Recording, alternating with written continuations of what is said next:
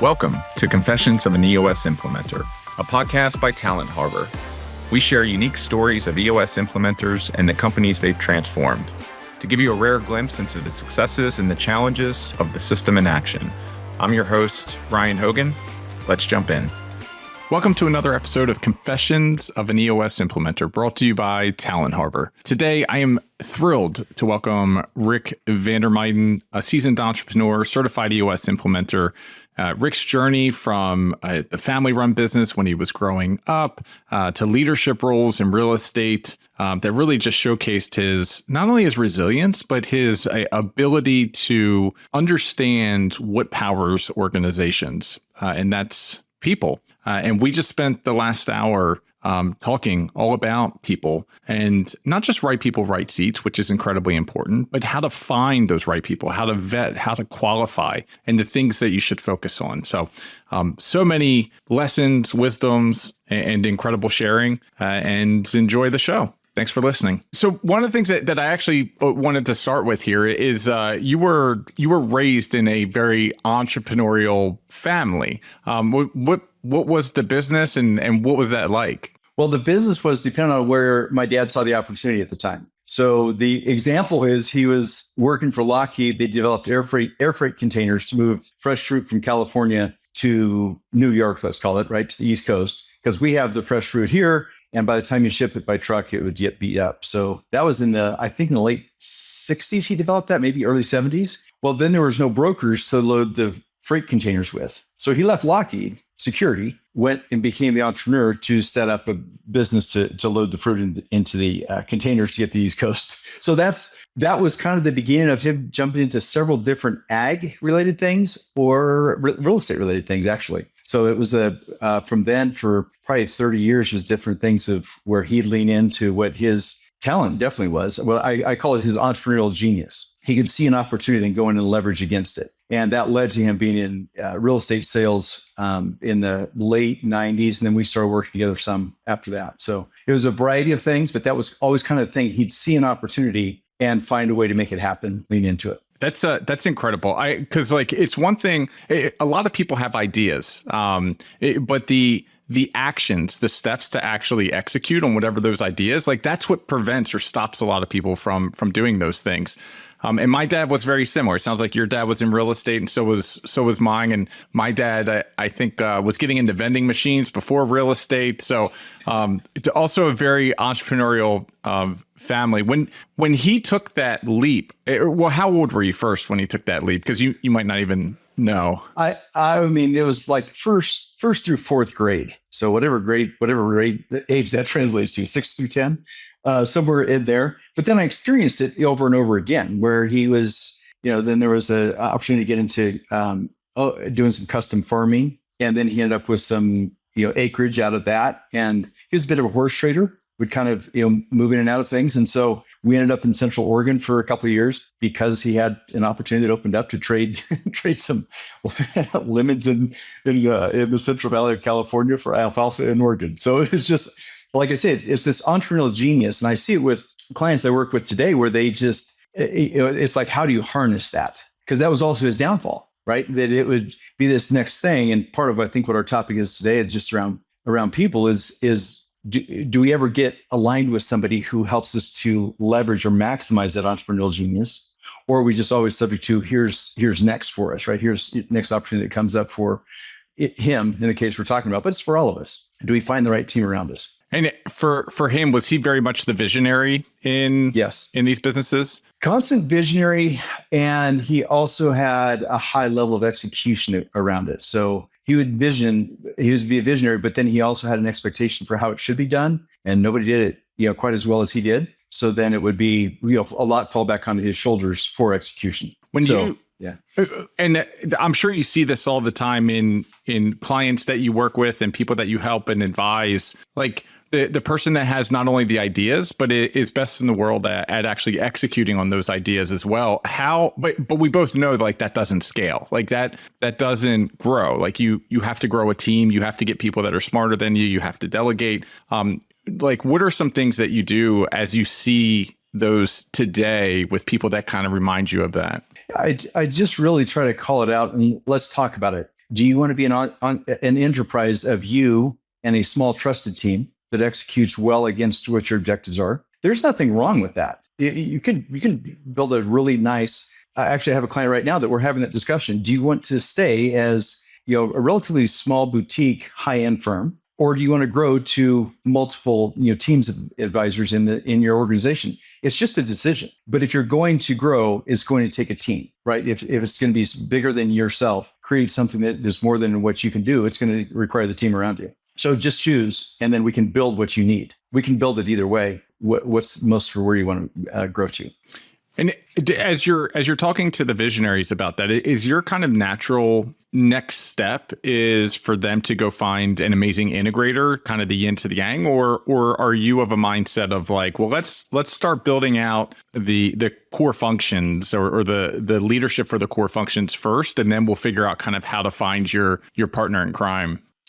It's both, and it really is dependent on the financial resources of the company and where they are. The example I just used, it's a financial services organization.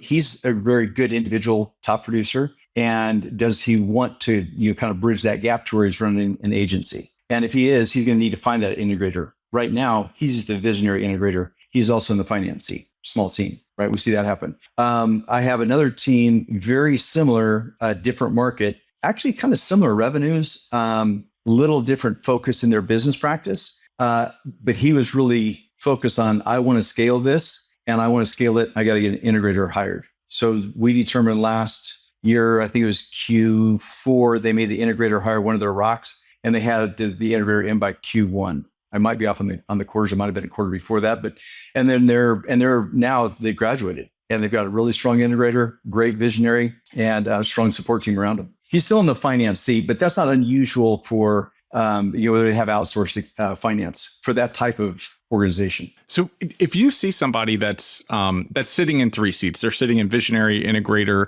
and the finance seat. When you say finance seat specifically for this organization, is it the internal finance or is it the actual like product or operations of the services that they provide finance? It's more the internal operations. It's really their business P&L. I mean, it's not a sophisticated business where they're selling a lot of service or products where they need to have that real controller, CFO talent at the table to do all the internal books. They can outsource that pretty easily to a CPA or a bookkeeper even. A bookkeeper handles all that. Bookkeeper doesn't have to be involved in the leadership team from an L10 perspective, because that's all pretty handled at a pretty simple level. It's a lot of the way that my business is run as a solopreneur. Yep.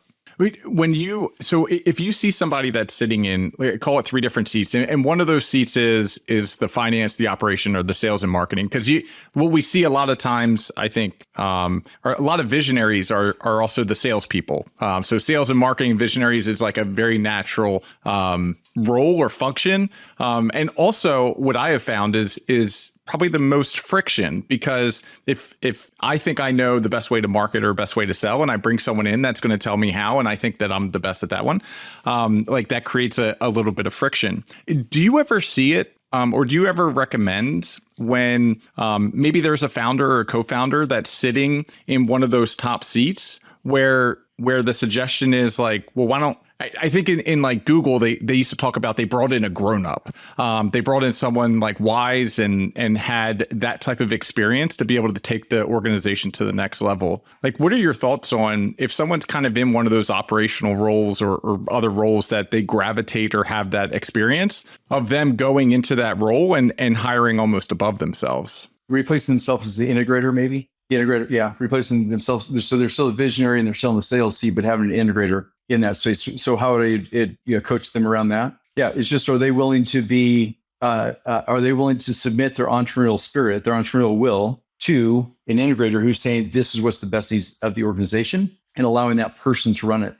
Typically, they understand they don't have the strong operational capacity. They know that's where it's falling down. They don't have that the conductor of the orchestra type thing that we sometimes refer to the integrator as, right? They're not the ones who are able to do that real effectively. So I'm just saying, from the sales seat, if you're in the sales seat, are you willing to be accountable to a leader who's making sure the entire organization is running well? And if you are, then then great. I also have one right now, actually, as you were asking that question. I have a visionary, somebody who's in the VIC, so we have a combined, who's also in a functional seat. And it's challenging right now for the organization, but they had to remove that functional seat, and it's cleaned up things in the organization for the short term for him to be in those seats. But what he's going to hire first is going to be the functional seat and then the integrator seat. That's what he's determined, through our conversations and to his leadership team. The most important will be for him to step back out of the functional operation seat first and still stay in the VI seat. And as someone is stepping kind of out of that seat, like what is your guidance and help and coaching is really about, well, let's make sure that we have strong processes in this seat. Like before we go out and hunt for that next amazing person, does it make sense to put things and infrastructure into place first? Or does it make sense to wait until you find someone that may have done this before, might be a little bit better than you, to hire a team around themselves and build the processes out? I have a team right now who's in that pain. So I'm laughing about that. I actually was, I was doing a mountain bike ride earlier, and I was listening to the book that you referred me to, the Who book. And so I was listening to that and it was just kind of cracking me up, kind of making these different correlations. And one of my clients, I think we need to have the structure in place first. In other words, this is the X company way of doing things, and it's really going to be helpful for you to step in to that and have it clearly defined. So all those things, right? We have our core values. We have our right people, right seat. We've had that discussion a lot inside the company. So we have a clear accountability chart. We have the scorecard. We have people that are in their right meeting pulse, so they have the opportunity for issues. And then we have our core processes in place. So I think we have all of that in place. And then we bring in the new player. Now he or she is going to have some specialized expertise. I still think it's best, in my experience with over different organizations, different teams, it is best to have that person step in and to bring their unique genius to it, as opposed to, well, now we're going to scrap everything and start from the beginning. Now, okay, let's do it the Ryan way. So how would you do it, Ryan? Right? So that's kind of what can happen in that case. So I think we're best having the structure in place for what the business needs, because I'm going to come in with my way, and then we're running on the Rick operating system instead of the entrepreneurial operating system. And so far, there's one company running on Rick operating system and 250,000 operating on EOS. What do you choose? So, yeah. So I love having the structure in place. Also, back to the example I used before, the one who's in the functional seat, I think he can do a great job of building out making sure we have a really great accountability chart and a great scorecard for that functional seat. And now we're hiring directly to that, which is why that book came to mind, the one that you referenced, because that was really helping me to connect some dots on how to coach my clients better. Yeah. And that's glad you found some value in the book. I love that book. We had implemented a lot of those processes. The ironic part about it is I'm putting on a workshop next week where I'm going to talk about some of the systems and some of the framework from that book, but the gaping hole that book misses, which is finding the culture fit. And they've got one interview in the later stages. I think it's the fourth interview. It's right before the reference interviews. It's after the Who interview. But anyhow, like it kind of touches on bringing in other team members and asking general questions to get a feel for who they are as an individual. My perspective is like, you can find out if someone has the experience, and maybe some of the capability off the resume, and then you could have one phone screening with them and understand, like, generally, do they have what it takes? And everything else should be focused on, are they right for the organization? Because more often than not, like what I have seen throughout my career is the organization rejects, the antibody or whatever it is that's coming through that may not mirror the same core values. So anyhow, that was a bit of a tangent, but I love the book. No, I'm glad you said that, because that's you highlighted something that I was feeling in that. And because it felt like it was a whole lot of the who and more of the competency. There's a couple of things going on, right? That struck the thought for me is we have this phrase we used to use. Let me give you just a little bit of context. I was with Keller Williams Realty for a lot of years. Gary Keller, brilliant visionary. He met with a corporate consulting a business coach back in the mid 80s when he was really starting this. He laid out his vision for where he wanted to go. And the coach, Bain Henyon, said, Gary's thinking about building this international organization, real estate organization, and he's thinking about all these hires he has to make. And Bain slowed him down, said, you only have to make 5 great hires. to build this international organization, you only need 5 great hires. And that gave Gary a check. And so for years now, Gary has brought this hiring process into Keller Williams. And that was really where I cut my teeth on learning how badly I've hired people and how poorly I've followed process. One of the things that kind of came out of that is, and I don't know if it's exactly a Keller thought process, but we used it a lot, was we hire people for what they are and we fire people for who they are, right? Well, I'm sorry, we hire for what they do, we fire for who they are. And so we hire based on everything you said as far as competency, and we end up firing them later because they're not a cultural match. I think that is a huge gap. We've got to get that culture piece up front, make sure that they're a fit here. The other piece that I think that that I'm looking to get clarity is I want to hire for character first. If they have the general talent, we can train for specific for this company, this industry. But if they don't have character, we're in trouble. So you go back to Stephen Covey's 7 Habits, right? He said the 2 ethics he talked about, the personality ethic and the character ethic. Personality ethic is greatness, but it's secondary greatness. You can have all the talent in the world. If you have poor character, that talent will be exposed and will be probably damaged pretty badly or not maximized. If you have great talent, or if you have great character, now we take that talent and put it on top of that. Now the talent can be maximized. So I think we need to hire not just the culture piece, but like have a conversation around what's the character of the individual. High talent will be looking for accountability. Low talent, low character is going to be try to avoid and hide from accountability. That's a tangent also, but I thought that might happen with us. I know. Well, we could stay on this topic all day long, because I 100% agree. So one of the things you said when you were talking about some of the poor hiring decisions that you made, like I have made very poor hiring decisions in the past. And there's a variety of reasons for that. I would say that 80-20, like 80% of the time, we just don't have the right person. And like, I think a lot of people confuse right person for like they're the wrong person or they're a bad person. And that's not the case at all. They just have a different set of values. And like there are hundreds of thousands of organizations out there. And I assure you there's at least one that has the similar and shared values. But one of the things you said was about like poor hiring decisions. The only one thing I think about sometimes is Jack Welch in his book. He said, at the pinnacle of my career. So like he's at General Electric, the pinnacle of his career. He said he only got hiring right 50% of the time. And so like one, that makes me feel a little bit better about myself because even though my batting average is worse than his, it's still, he was a coin flip. But something's broken. And that's what I keep coming back to is like the processes that we're using to find the person for that seat is broken. We all know how to search. We all know how to ask questions about their experience. But I think there's just this gaping hole of like, well, how do I tell if this person is the right culture fit for the organization? Mm-hmm. There's more tangent. So. All right. How do we move on? How do we move on from it? You were talked a little bit about real estate and the 5 hires. Talk to me a little bit about that. And by the way, what did you do there? So I went in as an agent. Started just a solo producer. Started a small team, and then I was invited into leadership before too long, which led to ownership, and ultimately had a great business partner. And I was the visionary. She was the integrator in that company. And this is where I learned a lot of stuff actually that I have in EOS. We had very similar models and tools in Keller. So I was familiar with this stuff for a lot of years. So as soon as I opened up Traction, I said, this is for the entrepreneurial world, what Gary wrote for the real estate world, which is called the Millionaire Real Estate Agent. Very similar. So I was familiar with the tools, the models, the systems, and of how to do it. What I love and what I really beat the drum on is we've got to get hiring right. And so when you first reached out to me to talk about this podcast, I mean, you really, the timing was impeccable, and you really spurred my thinking down the road of I've got to get back to that.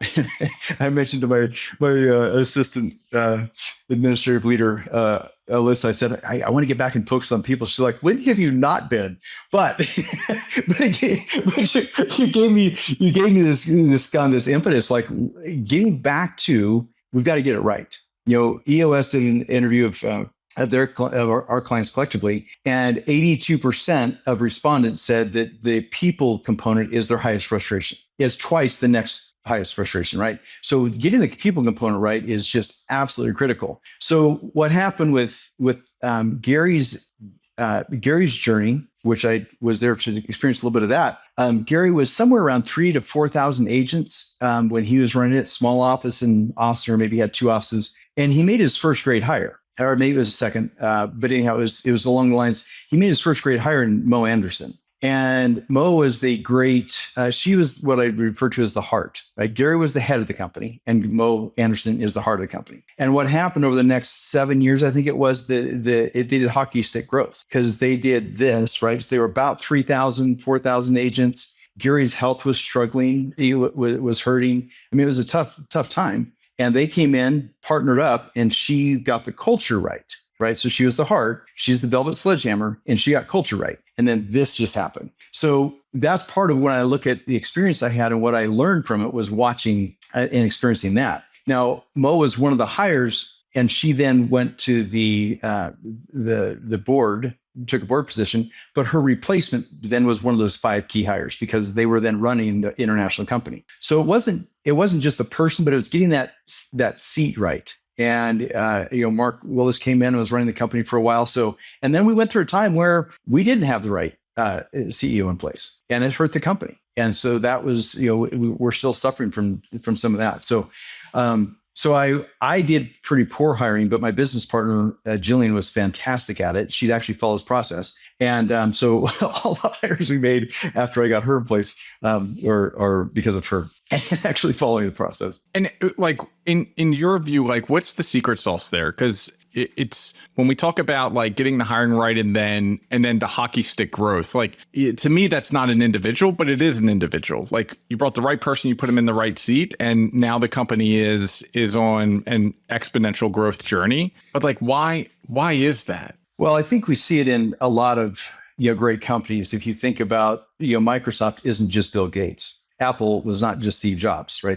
You can say the other name, you can kind of get there. I don't know much about this history of this company, but there's a company called Hewlett and, right? So it's a matter of where the two come together. And I saw that happen on a local level with Keller Williams. And what I see happen like with Gary and Mo is they both reached a much higher level of success and greatness in combination. And so there's something in that secret sauce that comes together that we really need to delve into and find out, okay, where's the yin to my yang, I think is kind of the way she described it earlier. Jillian, my business partner for so many years I was referring to a second ago, she sent me a quote just the other day when I was actually in a session going into it. And I love when I get these kind of things mid-session. She sent me a quote that says, greatness happens when the person with the wild imagination collaborates with the person who knows how to get things done. It's like, what's that greatness look like? And so we need that. Gary, great visionary. I think he's brilliant from a business standpoint. And Mo knew how to get things done from a cultural standpoint. And that's where it comes from. And I don't know, I see this happen a ton. And it's kind of what I feel like, going back early in our conversations, my dad was never able to find that great partner. That there's a few times when he did, but didn't really trust the system or the process well enough to let go of the reins in order to let that person actually run it. So and I think that's an ego thing also, where the visionary leader needs to be willing to say, okay, I've got the right person alongside me, and I'm going to trust them to make decisions that I may make a different decision, but I trust them enough to go ahead and move and keep the organization growing. So that's a long answer, but that's just what's bouncing around in my head. It's a great answer. And when did you learn about EOS? Like you did all of these things kind of in the real estate industry, and you saw a lot of these principles kind of coming together. And then you read Traction, and it sounds like you're like, I've already been doing this. Like this brings it all together, but like, it might have different like terminology for things, all speaking the same language.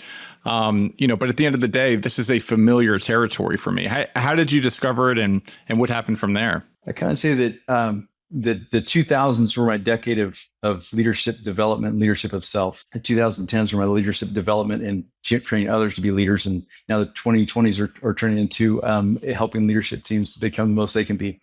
I read The Millionaire Real Estate Agent by Gary Keller in 2003. And I'm reading it saying, this is what we've been trying to do. I was with my dad's company at the time. This is what we've been trying to do, Dad. Let's go join this company. And of course, it's his own brokers. He didn't want to do that at the time, but he did come 4 years later. because of our hiring process, by the way. The reason he joined Keller is because we had a hiring process. And so I joined Keller, and I really leaned in and said, these systems all make sense to me. Now, I'm not a system creator. I'm not a very good system follower. I am a good system promoter, and I love having people around me who can execute on those. So, and if it's a system, I can buy into it. So I saw the millionaire real estate agent, leverage that through coaching of the agents in the company. I then went to get more leadership coaching to bring into the company, joined the John Maxwell organization. And that gave me more tools and resources to bring into my company. And ultimately that company, John Maxwell company, asked me to do corporate coaching and facilitation for them. So I've been working with corporate clients for them for a lot of years. One of those clients said, man, thanks for helping become a better individual leader. Have you ever heard of Traction? I said, no. and John, his name was John Love. He sent me the book. I referred it to me. I got the book. I'm like, oh man, this is perfect because it blended so well with helping leadership teams become better individual leaders, which is a lot of what the Maxwell organization does. This now gets structure for how to help the team grow. So I've been able to do a lot of this in what I did for most of the 2010s, blending that into some of what I do with clients now, but a whole lot more emphasis on building the structure. And creating clarity out of chaos really is what I see EOS does. And so I've been doing that. I've read Traction, I think it was 2018 or 19, and just made a ton of sense to me and started implementing for some of those clients. And it was actually with one of them last week as well. So it's fun to see it come full circle. Yeah, tons of fun. You talked real quick, just to back up. You talked about some of the hiring processes at Keller, and that was one of the ways that you convinced your dad, or they convinced your dad to join. Like, what was that hiring process, and what made it so unique? They have had a couple of different iterations of it over time, but one of them, the one that I related to the best from just kind of a name and a thought process standpoint, was called Recruit Select. So the first course was called Recruit Select. The next one was training. I'm blanking on train and develop, and then next was lead motivate. I think it was. So it was kind of this first step is we've got to get the right people in the organization. So Recruit Select had to do with cradle to grave, and what we started with is basically a missing persons report. Before you could hire for the organization, you had to create your missing persons report, saying this is the person that I'm missing in my organization. Because if you don't know what you're looking for, how will you know when you find it? So the missing persons report is like, hey, I'm missing a kid, I'm missing a friend, or whatever that might be. Here's what they look like. Here's what they're wearing. So from the missing persons report, core values, behavioral styles, job, competencies, behavioral assessments, basically would be kind of that framework. Well, you start with that. So you identify clearly what you're missing. Well, that's just a seat on the accountability chart, right? In EOS language, we'd create the seat. We create the scorecard. We have our core values, so now we know what we're hiring to. So we had to start there, and then the interview process was 3 different interviews. And the first was just kind of get that competency stuff handled. The second one was a longer interview we go into a lot of questions to really understand who the person was. Okay, so we'd be asking the questions. I remember one set of questions I asked a candidate, and I'll call him Ben because his name was Ben. But I asked Ben, I said, who's the 3 people that you most like, admire, respect, and respect and admire? And he gave me 3 people. They were all family, but he gave me them, and I said, and why? And what it boiled down to was their commitment to getting things done and work ethic. So what I heard come out of Ben for the rest of the time that I talked to him, and I'm still friends with him. But it was always, okay, that's why he works the way that he does, because of that background. So I was getting some of what formed his core values out of that question. So we had, that would be a 2-hour, 3-hour interview. And then the last one was kind of the commitment interview. And one of the things, Ryan, that I think is that I loved about that process and most of what we do with Keller is we're interviewing each other. So when I say, hire and fire, I'm not using those casually. And I think it's a 2-way street. But too often we're quick to hire and slow to fire instead of slow to hire, quick to fire. And again, I'm not using that casually, like we'll just fire people. If there's not the right place for them, we should help them get to their next spot. And also, if we're not the right place for them, let's move on, right? Life is too short. So getting that interview process was very much a 2-way street. That we want to get to know each other. And I'm going to tell you this stuff about at the time Keller, because you may not like it here. And you might like Keller, but you may not like my office. No harm, no foul, right? Because I used to, from an immature leadership standpoint, I used to think of wrong people as just wrong or bad people, kind of what you mentioned earlier. And as I matured in leadership, it wasn't they're not wrong people. They're not right for my opportunity. And that could vary by office, right? Some people are successful in a startup office. Some are successful in a really mature office. So the process helped us with that. And then it got really clear in the offer process. So they've tweaked that since I left. I'm not with Keller anymore, aside from just an investor, but they modified that a little bit. There's a group interview, but they just continue to make it better is what my experience is. All these times it's been how to get really good in a process. Do we have time for a quick failure? My biggest failure, we had this process, go through, and one of them was checking references. And, everybody hesitates around reference checks and says, well, all you're going to do is get, the HR department, data hire, data fire, last salary. I don't care about the HR department much. If I can't trust you to tell me when you're hired and fired, how much you made, we got a whole different issue. But what I wanted to know is, hey, Ryan, tell me 3 people that if I talk to them, they give me a really great perspective on who you are as a leader and to make sure that we're a great match. And you give me 3 names of people that you worked with, people from your industry, and 3 friends. So I've got 9 people now to call. And I call those, and then I go 3 levels deep. So you give me Joe. So I call Joe and, hey, tell me about Ryan, his leadership style. How could I coach him? How could I help him be most successful? What are any blind spots you may know about? So I just want to know a better picture about you. So Joe tells me that. And then I say, okay, so who else do you know that could give another perspective on Ryan? And they give me Sally. So that gives me 9 people, and you can go, deep. So it could be 27 people calls. It can be a lot, but at least do something. And it's not a matter of catching people, making people wrong. It's just a matter of if we're going to go into business together, it's a big decision. So let's make sure we're compatible. So one of my biggest failures was I actually did the reference checks, but what I missed, Ryan, is I missed what they weren't saying. They were all saying, oh yeah, good team leader. Yeah, did a good job, did this, that, and the other.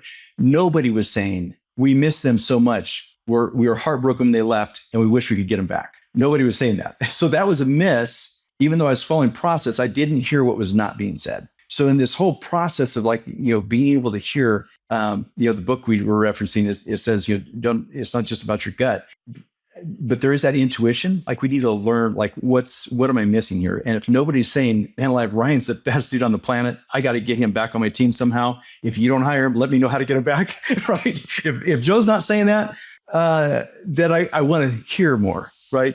Kind of to what's not being said. That was just to your point with the gut. I was going to get right into the gut with some of the stuff that you were just talking about, because for me, the hardest thing to do once I've got a gut of I like this person can take us to the next level. It is so hard for me to now look objectively at the facts, or me to have good conversations with references in which I am keeping my ears open, like you said, for the things that they're not saying. And that's always been a big problem for me is I trust my gut and then make the wrong decision because I ignore everything else.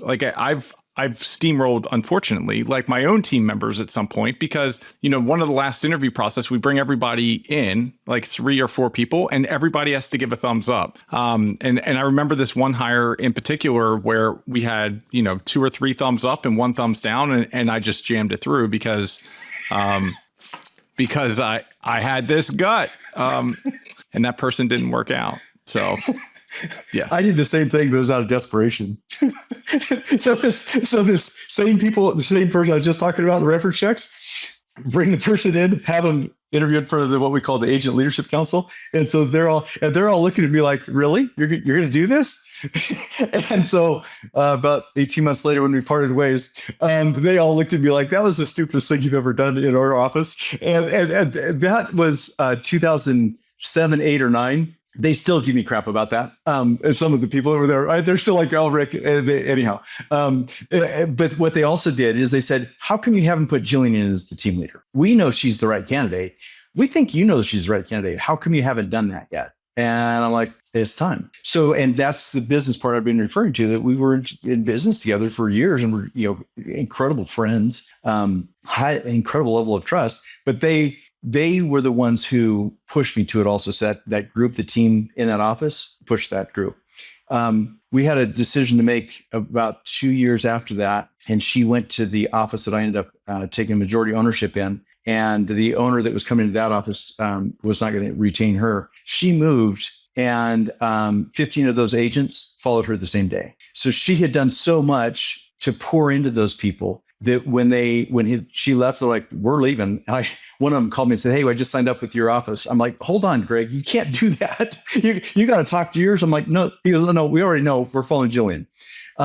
So it's not that they were following me; they were following her, which I'm great with. Like a long time ago, Drew Collins, one of my first real business leaders, he said, this is back in the 90s, he said, you can tell how strong a sales manager is by how many of his people follow him or her if they move companies. And he was a guy I followed to 3 different companies, right? So the strength of when we're talking about people, have in the interview process, how many people have moved because they want to be around that person, right? Do they join that person? That in the book, they're talking about high talent attracts high talent. So when she moved, that was a very clear choice. To be completely clear, 3 of them, one of them was my dad, and 2 of them were on his team. So she's responsible for 12, but he probably would have stayed with her if she'd stayed there. So anyhow, all right, enough tangents. I love it. Well, because I don't think people talk enough about the cost of a bad hire. Like we see it in the headlines and we see it flashed.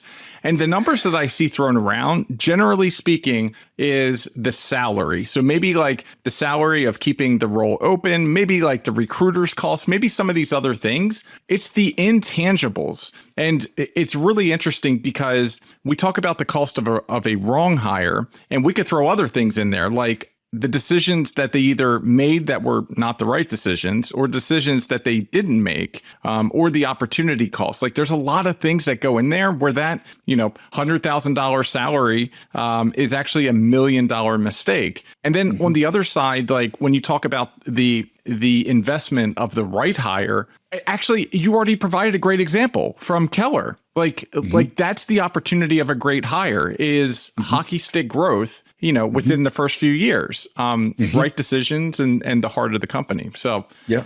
Hey, here's another part of that story with Mo Anderson. When she came in, there was about 45 offices in Keller. She closed 11 of them. She closed down. So she closed a third of the company because they weren't cultural matches. And so it wasn't this and this, it was this and then this, right? So getting the culture right was a huge part of that. And frankly, the reason I joined Keller Williams was not the Millionaire Real Estate Agent book, although that was a big part of it. It was Mo Anderson and how she showed up and how she acted, and that was why I stayed for a lot of years, was because of that. I think the cost of the hire also, going back to the example I used, that team that said, you're really going to bring this person in to lead us, what was the confidence lost in their confidence in me? Like they're like, this guy's, he's not really looking out for us, or he's not hearing us, right? So there's that cost. I was in a room with a client on Friday who had a new person in the finance seat, and it's the first person they've had with high confidence in that seat in 4 years.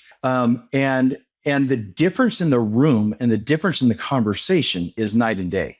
When he is speaking EBITDA, he actually knows what that means and how to drive it. Right? So when you think about what it looks like to have the cost of a bad hire and the investment of a right hire, I mentioned earlier chaos to calm or chaos to clarity. That voice brings a whole different calmness in the room, right? So whatever seat it is, I'm only referring to this one, but it's created a lot of chaos by not having the right hire in that seat. They've had a couple in there that just haven't been matches. And do you find yourself like it? I remember during our discovery interview or introduction, like 4 months ago, when I screwed up our initial recording. I remember how fired up we both were about talent, because I even looked at my notes from the call. I don't know if you've got a copy of those as well, but like the number 3 thing that was highlighted was like, what did it say? It was like Rick and Ryan fired up by talent. And I was like, what a great AI software to like identify our passion in that short conversation. Yeah. What was the question? Now I've completely lost the question on this tangent. Oh, so careful, because I have an answer. I know. I just stop and then like you just start going. It's like, it's great. Like, do you find you've got so much passion, experience in the talent? Like, do you find yourself a lot of times, like as you're working through EOS, like really helping companies understand, focus on talent optimization? I hope so, Ryan. I'm concerned, frankly, that I might get a little bit passive on that at times and trust that they have it figured out. And what you sparked the conversation in me, or the thought in me, is like I really want to get better at that. It's used too lightly, and in my opinion, so I want to drive into, we've got to get high talented teams around us. We don't have a sales department that's failing, so we add more people. If the sales department is failing, let's start with, do we have the right talent in the seat to begin with? And if we have that and they're just buried and they can't handle all the leads coming your way, then we do need to hire. But that's not what I'm always experiencing. So I think the talent piece is huge to get in place. The client I was with on Friday that I mentioned, they do dried fruit production. They brought in an operations person 4 years ago or so, and we set a goal. They were doing 102,000 pounds a day, and we set a goal for a 90-day goal, a rock, to be at 135,000 pounds per day. They had the right person in that seat to be able to help them get there, and they got there within the 90 days. The beautiful part of that story, though, is 6 months later, they were actually operating so smoothly they could turn the dial up to as high as 160,000 pounds per day. So January of 1 year, their highest is 102. It was the end of May, so it was like 4 months later. The end of May, they're at 135,000, and then another 7 months later, they're at 160,000, depending on what they need. So having the right talent in the seat is critical. It also allows us to attract talent. I mean, think about I'll say it. We've got I sometimes refer to them as a minor league basketball team in Sacramento, but I don't want to tick off all my Sacramento friends. So we have a team that for a lot of years in Sacramento was not doing very good in the NBA. And 90 miles away, we have the Golden State Warriors. It was a tale of two cities, right?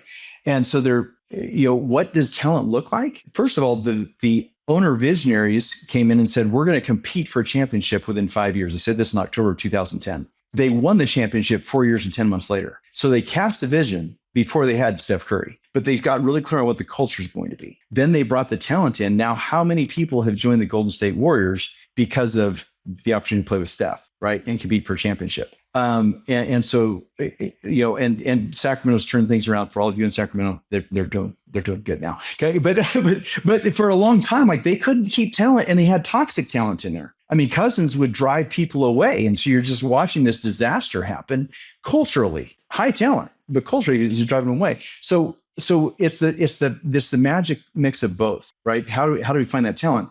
But it was easier for the Golden State Warriors to attract talent because they had high talent. And so getting the talent component right it's right person, right seat. I think we can do better. I think we get really clear on what right seat looks like as far as high talent. So that's part of what is on me after our conversations, is I want to get really good at talking about what high talent looks like, as opposed to this is who they've had on the team, so that's now the person in the seat. And I was thinking about this, prepping for our call.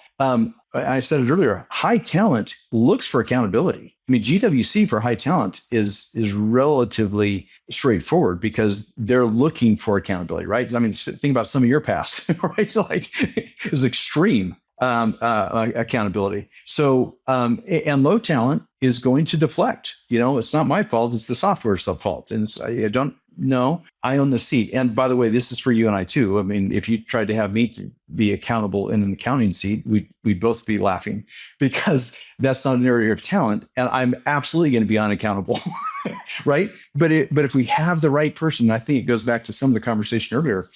Sometimes that visionary owner who has been sitting in the sales seat needs to understand that they're not top talent for the sales seat for them to go where they need to go. They may have been good, but it's not going to get them where they need to go. Gary Keller was not top talent as far as developing culture and recruiting. He had to get people around him who were better than him at that. He did fine, but he was not looking for fine. He was not looking for a nice real estate company in Austin, Texas. He was looking for Keller Williams International.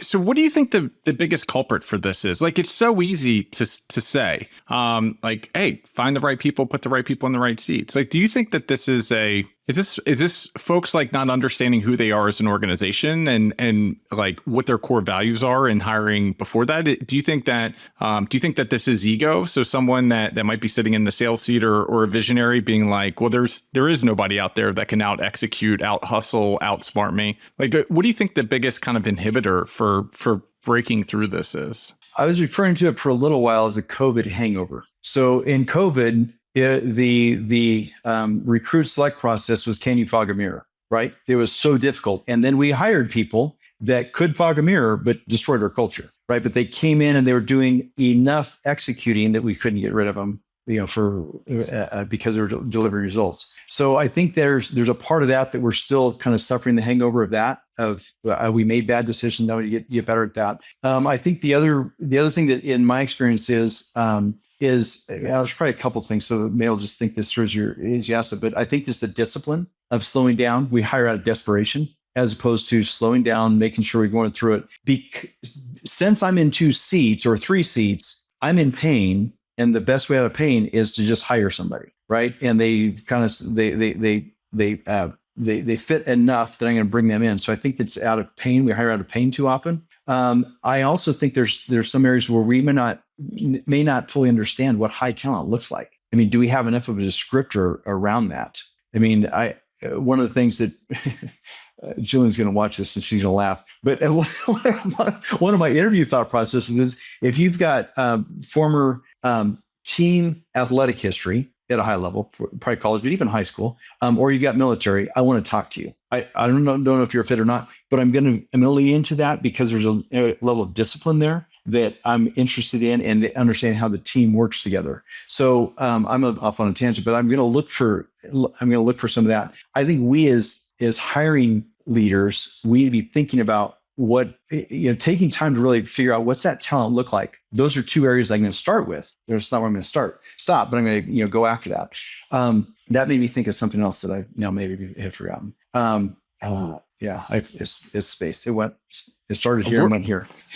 This is great. Like my brain started going as you were talking about, like, what does the ideal candidate look like? And it took me back to one of the things you said earlier. And I absolutely love this, by the way, the missing persons report. I don't know if that's trademarked, but like, I almost want to use that now in our internal recruiting processes because it's like, it's kind of funny. It's kind of humorous and it's also spot on. But I love what you just said there is like, what does the ideal candidate look like? Because whether it's a missing persons report or they call it a scorecard in the A method to hiring, the A method to hiring, we call it a blueprint. No matter what kind of system or process you're using, you're generally describing like what behaviors do you want to see, and then there's outcomes or outputs or other things that you're trying to kind of project, not just what this person's going to be responsible for, but what are the actual like performance metrics or things that you want to see change within the organization.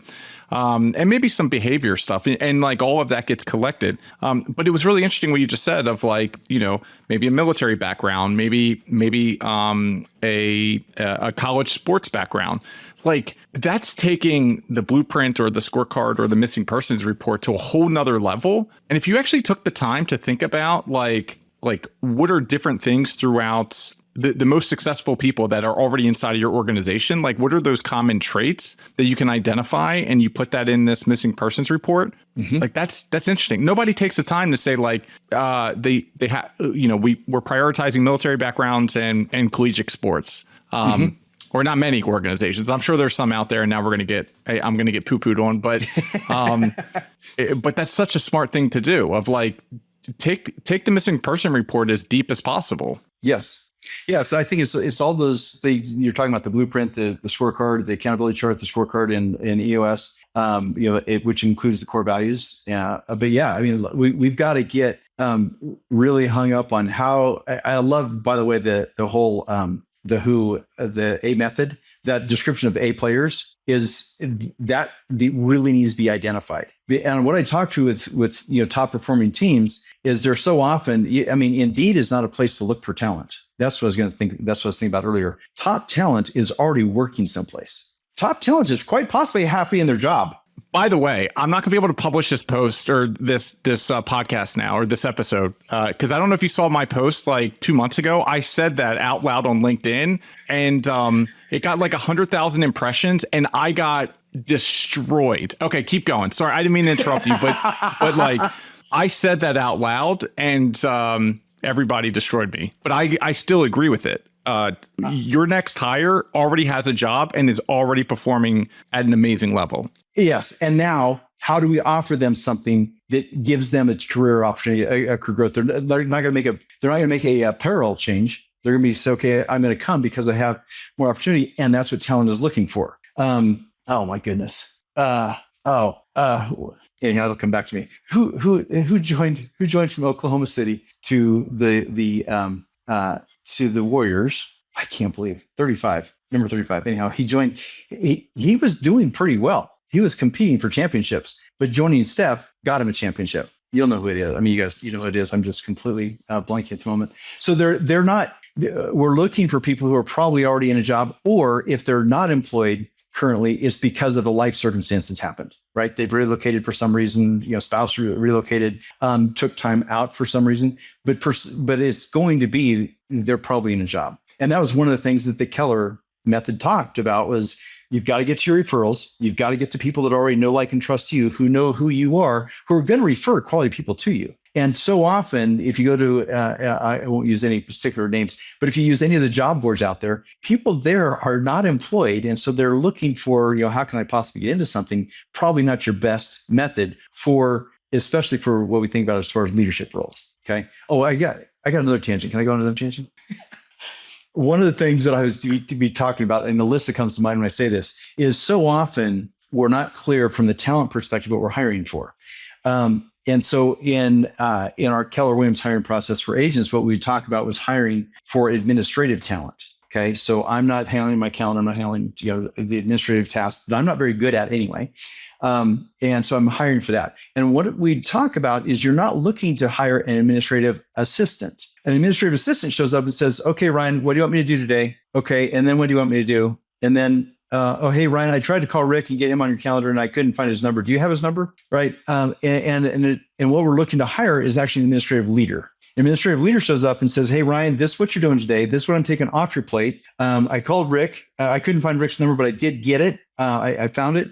And I've now added to your contact information. And what are you working on right now that you shouldn't be doing that I'm going to take away from you? That's a leader profile. That's a leader thought process, right? So I'm using that as an example, but it's whatever role we're hiring for, that's what talent looks like. They're showing up, looking for accountability, looking for what they're going to pull off their leader's desk to make their leader's job better so that the leader can have some opportunity to elevate. And that's going to give me an opportunity to elevate. Alyssa is just such a great example from my world as an administrative leader, because I'm looking for more opportunity for her. And I was in one of our MCEs, our market collaborative exchange, our Metropolitan Collaborative Exchange, and I heard one of my peers, an EOS implementer, saying something about hiring an assistant. I don't even remember what the conversation was, but I instantly go boom, boom, boom. Alyssa, you need to do something to help people get their assistant trained. Right? Get people up to speed. I sent her a message that day. She has expanded her business, right? So it's not that I'm even giving her more work. I'm not giving her more work to do. She's still doing about the same number of hours for me, but she's able to take what she's already doing for me and leverage for others, which is creating opportunity for her. That's a leader mentality. And so whatever the role is, we think about, who was it? The old story of the guy who was walking through, I think it was President Kennedy was walking through NASA, and when that whole thing, we're put a man on the moon by the end of the decade. And then Neil Armstrong was interested in this part and return him safely to Earth.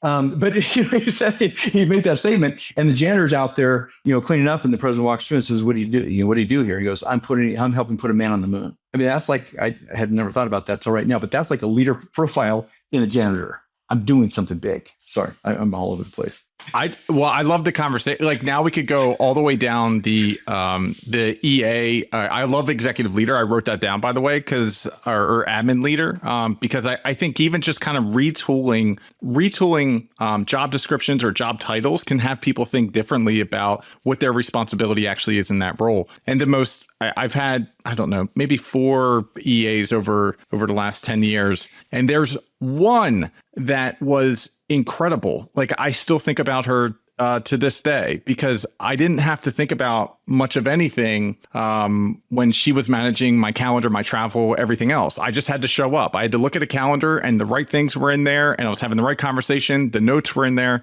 And I miss those days, but it's a game changer for people. And that's just, I don't want to say a small example, but it's an example of like think about that and now think about hiring the right chief marketing officer or an EOS core function leader for the marketing or sales and marketing function. It's just night and day. It's night and day. Well, here's the other thing that what you just said sparked a thought for me is it changes what her or his perception may be of the role, but it also should change mine. Why am I doing anything administratively? I'm not the administrative leader. And why would I question somebody who's highly trusted, who's excellent at what she does? She owns that seat. Why would I question it? So I think when you said that, think that I'm grateful for is that has also reframed my thinking. She owns this. The one previous to her didn't. This is going to be where you call me up tomorrow and you're like, listen, at the 101 mile marker, just edit it. But please continue. Please continue. There's no problem because nobody will be able to make that correlation. I've been careful about use names except for Vince, but he would approve that. But I've been intentional about that. But like I hung up from my Monday morning L10 and I was so frustrated. And that afternoon I got a text from Melissa saying, hey, she'd worked for me before and she'd taken time off to raise kids. And so she has, 4 kids and she's decided she needed to raise another one. So she came back to work for me. So but she reached out the day at my highest point of frustration and said, and it was, man alive, can I get you going by Thursday? And literally by Thursday, we had an agreement worked out. But it was night and day because the other had an admin assistant mindset. Okay. And then I also couldn't trust it. I couldn't trust that things are getting done. So now I'm back in the details, even worse, having follow up. So yeah, it's a mindset. And then high talent. I mean, this goes directly to high talent. And for you and I, do we know where our best level of talent is? I mean, there's things that whether I facilitate, coach, and train or not, there's some things I shouldn't be doing because it's not in my talent. It's not my genius. Right. So I think it's for all of us. Somebody asked me one time, whose responsibility is it to get the team player in the right seat? Is it the player or the coach? I'm like, yes. I mean, how do we get people in the place where they have the best possible life? I think that's what we're I mean, if people are in our charge, right, to use Senec's example, right, it's not people we're in charge of, but people that are in our charge. Like, how do we help them have their best life possible? And man, there's so much to that. And I think getting talent, this is kind of going back to your question on the talent piece, is like, I think we just got to be adamant about finding that level of talent. So that has to do with character, has to do with their competency, and then being their absolute best. Where do I have them in their area of genius and keep them in that space? Because that's the opportunity for all of us. Yeah.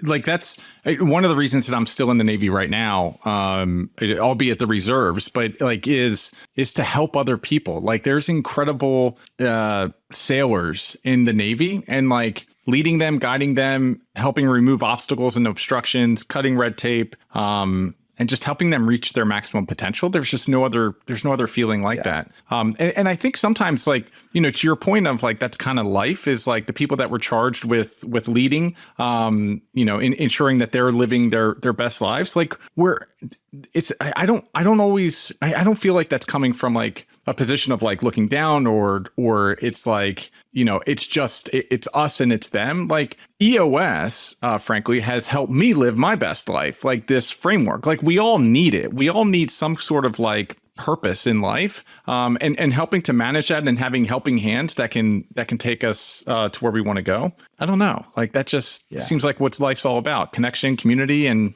helping. Yeah. Yeah. Well, and that's, if you think about the EOS life, the 5 principles we have there, right? Do what you love with people you love, making a massive difference, being compensated appropriately with time for other passions. It's like, okay, that, how do we help all of our people do that? I mean, that's the ultimate of EOS implementation, is getting that point for every member of the team, right? That chooses to lean in and be able to do that. Rick, I have kept us here. Wait, so the first call I just skipped. I was like, you know what? I'm not even going to show up to this call. And I left you hanging. And then this call, I'm like, you don't have a calendar, so we're 10 minutes over. If someone's been listening to this and they're like, I need Rick and I need him as my implementer, how would they get a hold of you? EOS Worldwide / or whichever slash that goes, Rick.VanDermyden, or EOSWorldwide.com / Rick VanDermyden is the way. It's RACK, that part's easy, VanDermyden. You can probably put something in the description as well. LinkedIn is easy. That's the website. I'd love to be able to reach out. I love having this conversation, frankly. If somebody's just saying, hey, you know what, EOS is great, maybe whatever. I just want to have a talent conversation or talk to me more about that hiring process. Reach out. We can have a quick chat around that, and be happy to do that. So that's the best way, really, is through that. Rick, or email is rick.vandermyden@eosworldwide.com. So hopefully we can put some of that in the description also, so people aren't trying to figure that out. Ryan, I got one other thing as far as living my EOS life that I'm really right in the middle of right now. So I'm just going to mention this as a kind of a trailer. But I'm doing a fundraiser for my sister's newly founded charity next, and I'm doing it in 2 weeks of the Leadville Trail 100. She was a victim and survivor of child sexual assault. And when you talk about making a massive difference in the world, this is one of the things I'm doing right now to make a massive difference. So if anybody's interested in that, like how to help, how to support, this is a massive problem in our society with some of our most trusted organizations. You think about Boy Scouts, you think about churches, rampant. There's tons of that. Anyhow, I don't want to take more time on that because I didn't ask you for permission beforehand. But that's the other thing that is a passion project for me right now, and I'm literally in training mode to be ready to write that in a couple of weeks. And so if anybody wants to reach out in that mode, I would love to have conversations there. It's something that we can make a difference in the world to eradicate that. Awesome. And Rick, I'll connect with you after the show, and I'll get a link. I'll make sure that link is also front and center in the show notes and things there, so we can promote it. I'm hoping that people listen all the way to the closing. But now I got to figure out a way to get that great calls as far forward as possible. So thank you so much. I knew this was going to be a fun one from our first conversation, but and I've had conversations about accountability charts, but I've never gone this deep on process and people and visionaries and integrators and moving people around and how to bring the right people through. So I just wanted to thank you for taking the hour and 8 minutes and joining us and spreading some knowledge. Thank you so much, Ryan. Great connection with you, man. I sure appreciate it. I knew it would be good too. Our first conversation we could already finish up. So yes, yeah, it's true. Yeah, sure appreciate it. All right. Sweet. Thanks so much. Thanks. Confessions of an EOS Implementer is brought to you by Talent Harbor. To find out more about Talent Harbor and our fractional services and talent search solutions for businesses that operate on EOS, visit talentharbor.com. And then make sure to search for EOS Implementer in Apple Podcasts, Spotify, and Google Podcasts, or anywhere else podcasts are found. Make sure to click subscribe so you don't miss any future episodes. And on behalf of the team here at Talent Harbor, thanks for listening.